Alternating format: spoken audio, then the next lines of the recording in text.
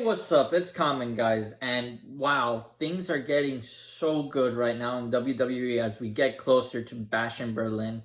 My favorite storyline has been the Judgment Day versus the Terror Twins, Mommy and Damian Priest.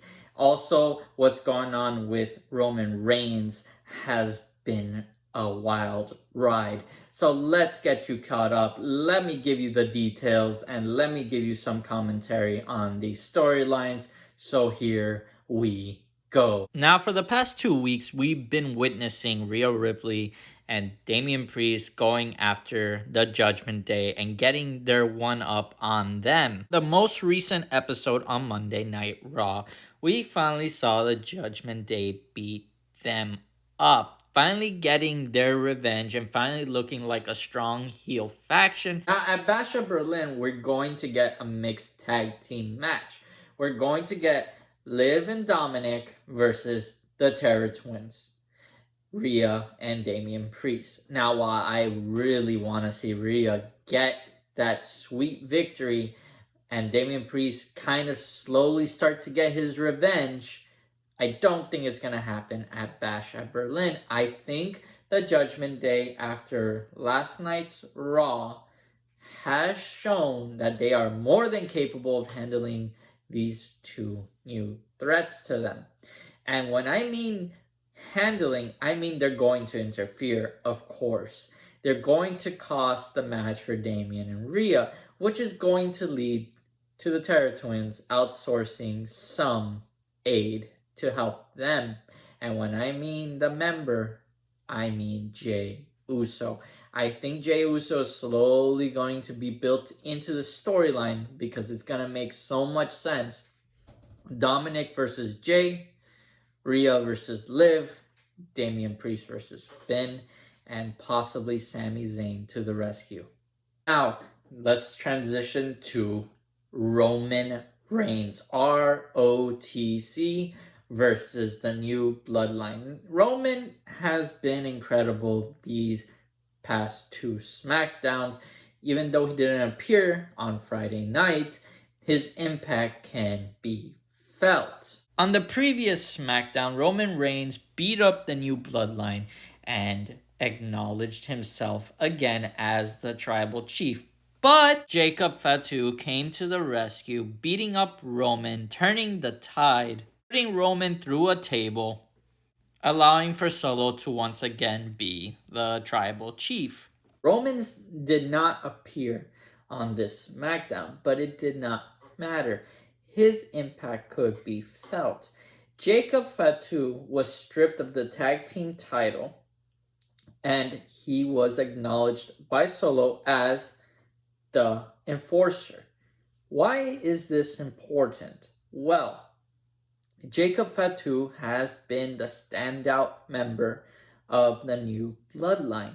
And because of this, I feel like Solo is slowly becoming more and more insecure that Jacob Fatu could potentially be a threat. Now on to arguably my favorite feud so far this year, which is Drew and CM Punk. CM Punk and Drew have beaten each other with belts, have destroyed each other on the mic, and finally we get the match stipulation for this time around, which is a strap match. And what I mean by that, both men will be tethered together as they brutally beat each other and whip each other. It's going to be a wild ride, and I do think that this time around, CM Punk is going to get that sweet victory against Drew, making it 1-1. Yes, Drew did comment on why CM Punk wants to do this, because Drew is the stronger opponent, but it does not matter. CM Punk is going to go for it. He's going to make an entertaining show out of this, and I feel both of these men are going to deliver one great match. Let's move on to Cody Rhodes, and man, am I starting to feel sad for Cody. This matchup specifically, they've been playing at the aspect that Kevin Owens has a history of turning heel, and that Cody is going to witness that turn during their Bash in Berlin match. Cody is becoming suspicious of Kevin Owens, but Kevin Owens promises Cody that he's not going to turn heel. While they're trying to give this match some sort of hook or suspense that Kevin Owens is going to turn heel or that even Cody might turn heel, I don't think any of that is going to happen. Why? Because Randy Orton is not there at the moment, and when Randy comes back, it's going to be Kevin Owens and Randy back as tag team partners, and they're going to be baby faces. Randy is way too over to turn heel at this point. And I think for what the match should be, it should be straight up babyface versus babyface. We shouldn't even be playing with the whole concept of Kevin Owens turning heel. We've already gone through this path so many times. Let's just let these men cook. I don't think you need to show Cody scared of Kevin Owens. Cody's obviously the better wrestler here. So Cody just needs to have a sense of, I'm going to wrestle my best friend type of mentality going to this match, not suspicion and kind of scared. It just is not working for me. Randy Orton and Gunther have been cooking, and I think this match is going to be the best match to watch at Bash at Berlin. I wasn't a big fan during their King of the Ring tournament match, but I feel like Randy was actually kind of hurt or recovering from something, and it was a little bit slower pace. But I think personally, after the deliverance of the RKO, both men kind of one-upping each other, kind of puffing up their shoulders, and kind of putting themselves face to face.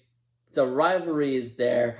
The connection is good, and I think it's going to be a slugfest. Now, do I think Randy is going to win? No. I think they're going to keep the title on Gunther, but Randy is just looking so good right now.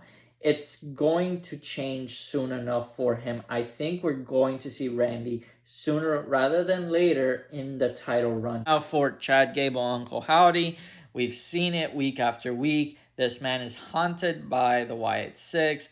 We're finally going to have their specific match, Monday Night Raw. Should be interesting to see kind of how the gimmick goes with Uncle Howdy versus Chad Gable. I am not that excited. I'm really waiting for this feud to end so we can get the true Alpha Academy versus Chad Gable and the Creed brothers. Now, LA Knight has successfully retained his title against Santos Escobar and issued an open challenge. I really highly recommend you should check out this match. It was great. And I think for the open challenge, the next one up is Carmelo Hayes. And the last story to cover is Jey Uso. So my question is, what happened to Jey Uso? Where is he? Because he hasn't really been wrestling much in the sense of going after titles or going after the Judgment Day. While I do want to reiterate, I do think he's going to be in the periphery of the Judgment Day and the tag team titles. For now, he's entered to compete for the IC title. It's going to be fun because if he does go against Bronson Reed, it should be an entertaining match to watch. With that being said, let me know in the comments down below what your favorite segment was. As always, please like, subscribe, and share this video. Thanks again for watching, and see you on the next one.